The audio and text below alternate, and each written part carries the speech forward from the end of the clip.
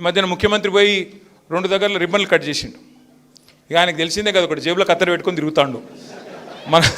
మనం కట్టిన బిల్డింగ్లు కనబడితే పోయి కట్ చేస్తాడు, మనం కట్టిన ఫ్లైఓవర్లకు రిబ్బన్లు కట్ చేస్తాడు, మనం కట్టిన ఇండ్లకు పోయి ఇవాళ ఇంద్రమ్మ రంగులు వేస్తాడు 3 రంగులు, మనం కట్టిన ఎస్టీపీలకు పోయి కత్తిరిస్తాడు. కొత్తవి మాత్రం ఆయన చేసింది లేదు, ఒక ఇటుక పెట్టింది లేదు. ఎస్టీపీలు ఆ రకంగా 100% సివరేజ్ ట్రీట్మెంట్, ఇది చాలా ఇంపార్టెంట్.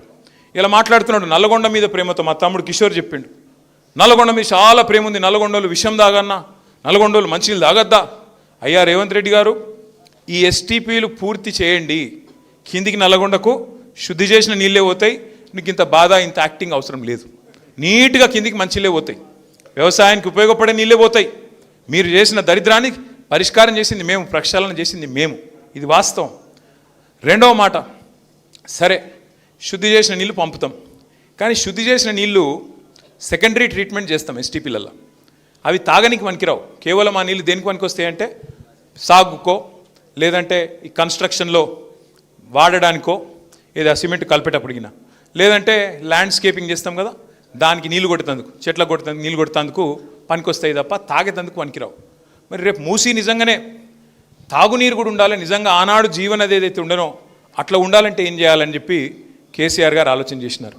చేసి ఏ కాళేశ్వరం ప్రాజెక్టుతోనైతే మనం కొండపోచమ్మ సాగర్, మల్లన్న సాగర్ తెలుసు కదా మీకు, 2 రిజర్వాయర్లు హైదరాబాద్కు 50 కిలోమీటర్ల లోపల నిర్మాణం చేసినామో, అక్కడి నుంచి గండిపేటకు నీళ్ళు ఎట్లా తేవాలి అని చెప్పి స్టడీ చేయించినాం. ఎందుకు, అక్కడి నుంచి నీళ్ళు వస్తే, గోదావరి నీళ్ళు వచ్చి మూసిలో పడితే ఇక శాశ్వతంగా ఎప్పుడు కావాలంటే అప్పుడు ఒక బటన్ ఒత్తితే ఎట్లయితే కొత్త నీళ్ళు వచ్చి ఫ్లష్ చేస్తాయో, అట్లా గోదావరి నీళ్ళు వస్తే ఈ మురికి నీరును ఒక దెబ్బతోని తీసవతల పారేయొచ్చు అని చెప్పి ప్రణాళిక రూపొందిస్తే 1100 కోట్ల రూపాయలతోని, కేవలం 1100 కోట్ల రూపాయలతోని కొండపోచమ్మ సాగర్ నుంచి రావల్కోల్ మీదుగా, ముత్తంగి జంక్షన్ మీదుగా, జన్వాడ మీదుగా సీదా గండిపేట్ల నీళ్లు పోయడానికి, గోదావరి నీళ్ళని తీసుకొచ్చి మూసిలో కలపడానికి మే 2023లో ఆనాడు క్యాబినెట్లో నేను సబితం ఉన్నాం, ప్రపోజల్ కూడా ఆమోదం ఇచ్చింది కేసీఆర్ ప్రభుత్వమే. మీకు ఒక ఐడియా ఉండాలి, గండిపేట అనేది ఇప్పుడు మనం నిల్చున్న హైదరాబాద్ అనేది 535 మీటర్ల మీద ఉంటుంది సముద్ర మట్టానికి. కొండపోచమ్మ సాగర్ అనేది 620 మీటర్ల మీద ఉంటుంది. అంటే హైదరాబాద్ నెత్తి మీద కుండబెట్టినట్టే. ఆడికెళ్ళి నీళ్ళు ఒలకపోస్తే బై గ్రావిటీ గండిపేటలోకి వస్తాయి.